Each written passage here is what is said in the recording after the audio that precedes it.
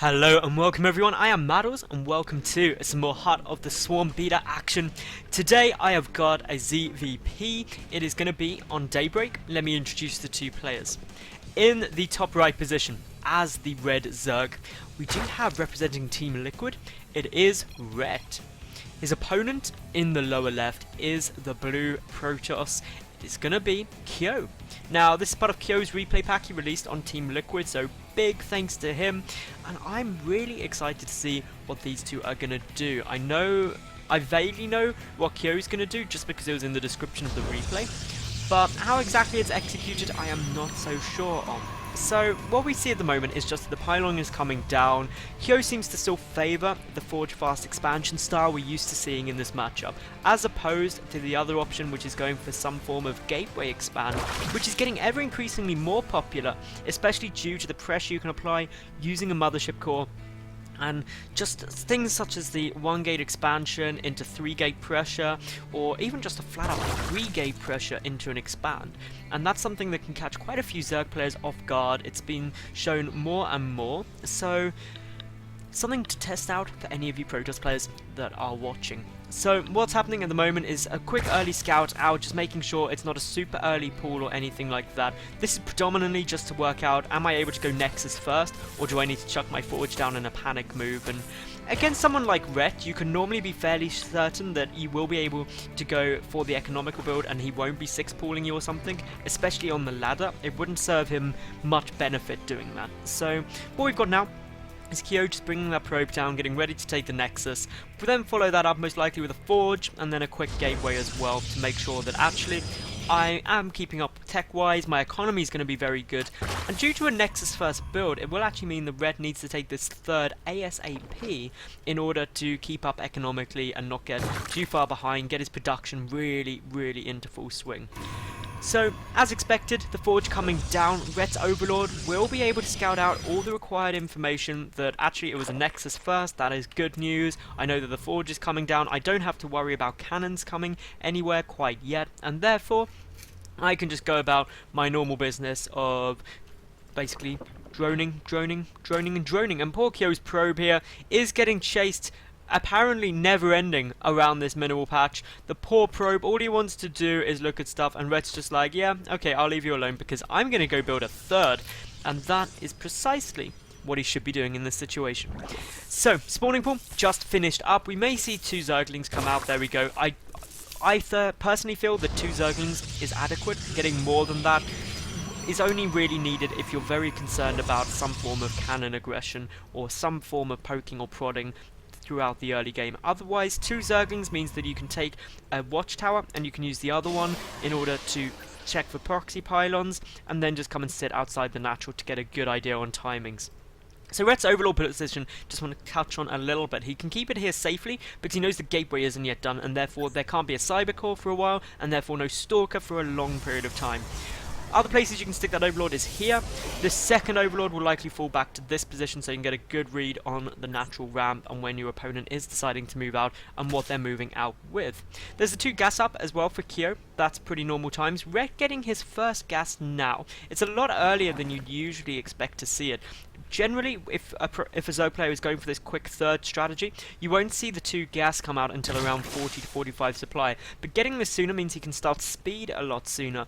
He can also get out his lair at an earlier point and just generally tech up. So may be concerned about what Kyo could be doing, but nothing really to worry about, especially when the Cybercore isn't yet finished. What Red just needs to check on is this gas timing, and then indeed what this gas timing is. The 3rd and 4th gas are very critical to getting a good read on what your opponent could be doing and when they take it down. So, as we see now, up for Red, he's droning, nearly caught up. We'll start overtaking in terms of the worker count now this 3rd base is up and running, especially when the Queen pops. Once you're injecting from 3 hatcheries, then actually you're going to get a load of production out. You're going to get a good count on everything. Red's Overlord does scout exactly what's happening here, sees those 2 additional gas, and with Warp Gate coming out, we're just waiting to see what it actually is that Kyo's going to go for. And wow, it is going to be a Stargate. So is this going to be Oracle Harassment? Is it just going to be some Phoenix? Is it going to be some Void Rays to go into a more aggressive style? We'll wait to see on the gateway count, but most likely we'll see 2-3 gateways follow this up. just for some nice pressure, getting a good ground army. One thing that you can transition out of this early Stargate play into is to take a quick third using the Mothership Core for the extra defense, so hopefully we will see Kyo do that, assuming it's going to be a longer macro game. Alternatively, you can just go for an awful lot of aggression. Oracles are probably the quickest way to deal damage, but if you get 2 out, it's a big commitment. It costs you an awful lot of resources and they are quite squishy. So should a Zerg player get good anti-air, you can run into problems, but Kyo instead going for a Void Ray. That is a nice option. It's quite telling getting that Void Ray because it's not just for harassment, that's going to give you more late game utilization and more late game just aggression capabilities. So this Overlord is on its way over. Will it scout it? I don't think it will be able to catch it. It's going to be close though, and no, it doesn't quite see it. That is good news. The Overlord coming into the natural is not going to scout out anything useful either. But did it see that? No, it didn't see that the Fortress was searching. I was going to say that would be a very important thing to spot, because that is when you can actually assume that, hey, my opponent is probably going to go for some big 2-base pressure. What Rhett's doing now is getting down a Spore Crawler at his third. He's also starting up that Hydralisk Den. This is probably the best way you can deal with this, especially with just a couple of Void Rays and a Gateway Force. A lot of Hydras are going to be incredibly potent, but Rhett is just going for this based on what he's seen. He hasn't actually seen the Stargate, but he hasn't seen anything else either. So he's got stuff hidden behind. The two things that are really going to be threatening for you are either going to be DTs or some form of air harassment, and Spore Crawlers really negate both of those threats. So with the Infestation Pit as well, we do have the Enduring Locusts upgrade. That just means the red is going to be very cost effective going into this game. But the first Void Ray, moving across with 2 Queens and a Spore at the third, the Void Ray will have no fun. The second Void Ray is on its way across as well now. A lot more gateways are on their way. That'll take us up to 7 gates, and therefore 7 gates with a Stargate is a very much 2-base all-in-ish play. You can't take a third easily from that, and as such, Rhett is going to have to pump a lot of units. He won't have time to use these swarm hosts, in my opinion, because they only become effective once you get quite a large number of them out. So what Rhett needs to do is identify this threat quickly and chuck down an awful lot of Hydras, which he is starting to do. If he can spot this proxy pylon, he is going to be having fun times and be fairly safe. I'm interested that this Mothership Core hasn't been brought over. So, just being there defensively, Rhett getting his first Swarm Host out now, getting some more Zerglings. I don't know if he scouted anything. He sees, does he see the pylon? Yes. So now he sees that pylon. That is a big giveaway. He sees 3 Void Rays and a proxy pylon.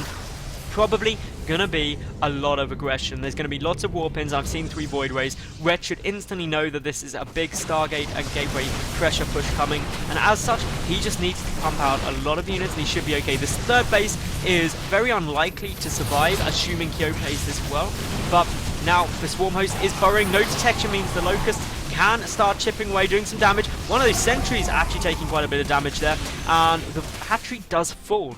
But Rhett is just still pumping out more units. Kyo has certainly done some good damage for the time being, and did actually just pull back. So he must have pulled that Mothership Core over just after, but I missed it like a complete ball of noob. But anyway, Muscular Augments coming down. That's allowing Rhett to be more aggressive, basically. If you're going to be more defensive with these Hydras, you tend to get out the increased range. It just allows you to basically deal with the air pressure better. But what Kyo's doing, and why this push was so effective in my opinion, is because he took very little losses. He killed this base, is taking his own third, so we'll stay on equal basis with Rhett, at least for a short period of time, and as such, will basically be in a great economical position. But Rhett making a smart move of realizing, actually, if I've lost this third, I need to double expand in order to stay ahead and catch up in terms of the economy. So this is really showing us some great ZVP action. This force for Kyo, though, starting to get a lot more sizable, but as is the Swarm Host count for Rhett. Getting another 6 already, adding in to the 5 he's got on the field. That's going to take him up to 11, and as such, without any detection yet out, the first observer only just on its way now, this could be a good play by Rhett. The Void Rays can obviously take out those Swarm Hosts, but with the Hydras here, Hydra Swarm Host, very, very strong composition, and something that potentially Kyo could be in problems with. And now Rhett is getting the Spire as well. That Spire is helpful. A couple of Kyo's units are potentially going to get out of core position, and he does actually have most of his army here now. Rhett in a very good position. He just needs to come and burrow up these Swarm Hosts around here and start sending them in to chip away at those cannons. That'll make it very cost effective and easy to deal with, and Kyo will just have to put up with the inevitable onslaught of Locusts. The Rhett will no doubt want to keep spawning, so he needs to be a little bit careful. Is coming in now with the Hydras as well. The Photon Cannons are taking a lot of damage. My goodness, that is a lot of Void Rays now. The Hydra's getting focused down with just so many Void Rays there.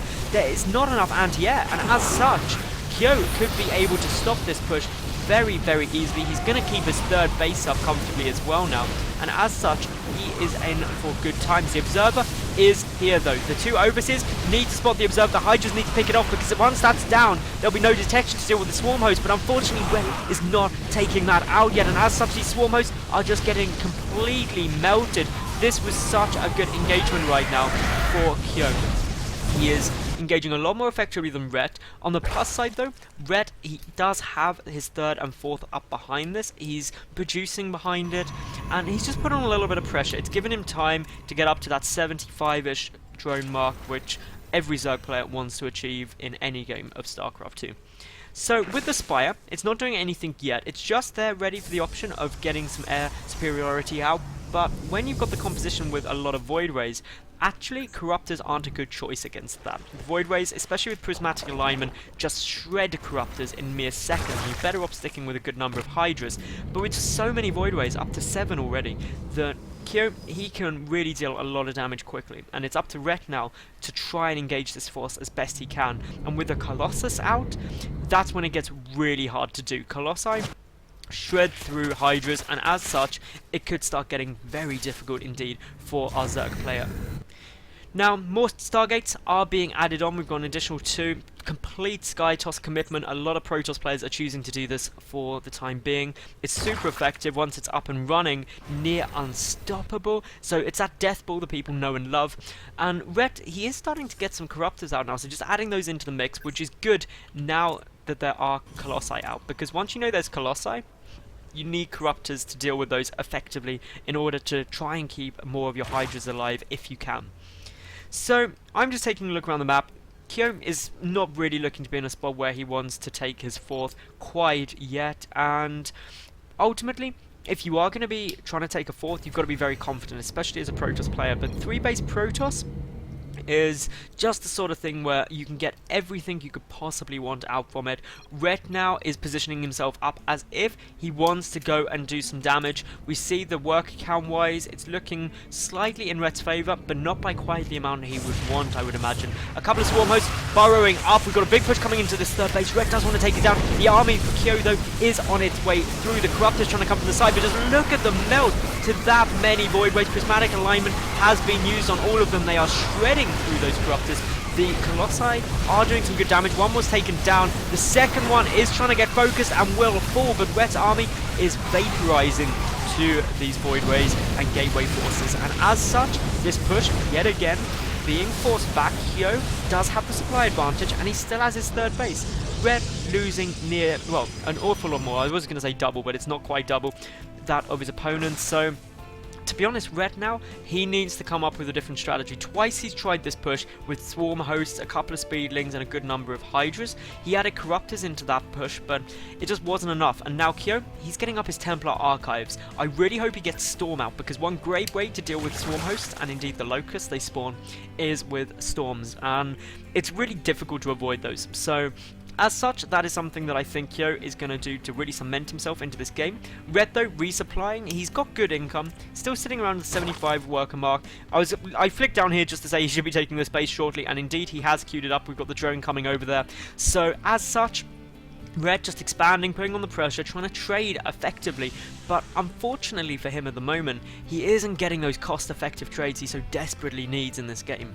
And judging by the supply, they are very equal. Kyo's army is just getting so big. He's up to now 12 Void Rays. He's got 3 in production at a time. Storm getting research. He's getting up Protoss Air Armor. He's already got Protoss Air Armor, Air Weapons level 1. But in comes Ret now with the Hydras, with the Swarm Hosts. How much damage can be done? There are those 2 Colossi at the back, and they are just melting this army so effectively. The Void Rays getting pulled back, pushing forward. Ret with a lovely attack arc, but I think Kyo should be able to deal with this quite nicely. A couple of Void Rays now going down, but with all the Hydras now dead, both Colossi still standing, and the majority of those Void Rays surviving.